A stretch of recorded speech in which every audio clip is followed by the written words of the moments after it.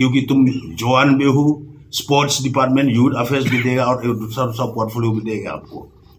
ते nilai kuno hak kapur ki pajba gari kasi janji ki penjob yu apa lah tenda dei banga job ma lalu minister ngala ora nak umbaga ngam ti ki pajba hak ganti ru gari kelano pajba ba ki pajba lengba tu ki ko kubur karne ka kubur ki pajba te kalong ba iba apalasan sedem dei sukta sawat akan dong po parliament mden bokusi mden development mden yehiru lengba jong ba apala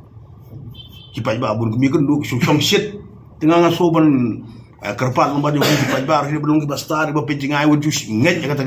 ya ketik siapa di soi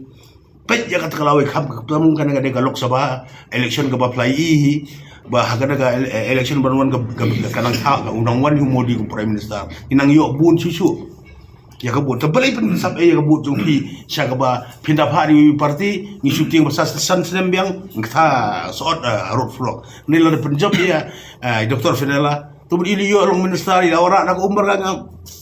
ya kalong nem ti munto ya ki sekun samlana ru ki pajba ki nong rep nong riang ki unemployed youth kam jam kin yo jing arab te kata ka plus point nomor ko ka MP election pi pilen pha be ka BJP karang ba lari kumbarong yang ala dengan muakan job lah orang ada kedua bangga mentang kipai ba mesti sub issue kabut nomor kali kamde saya sisi dengan ban yang bakam mereka election MDC ni meli kadang-kadang election channel hi pak dengan BJP te kumjuru hang ne yang asoban tentu ba hak bar ade yang kadang-kadang dia tabut mesti susong shit hang jing roi susong shit ini san isi kentar song shit jing roi song shit jing siap pen shit haki but giba harukom nen lakut sen-sen la thandapan ya thap silang te long giba start yang thabut dong gari kasi jentia nabu ji kentu long ba jong piki prestem ta singala yo airu ya kana ka jing ai jumut jonga ka jing terwa jonga show president urikman moment bat borok kino kam jonga 19 south chilong conference ka mi mat ki jonga 19 south mandal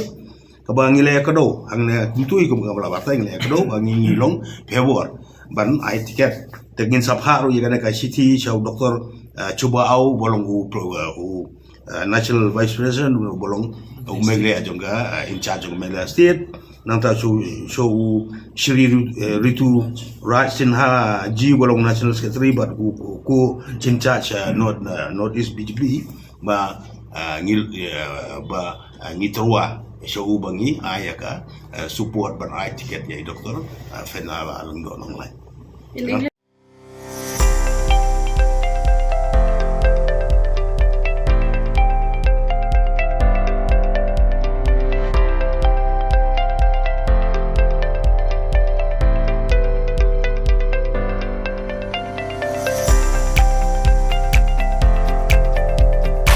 Citizen first is our motto.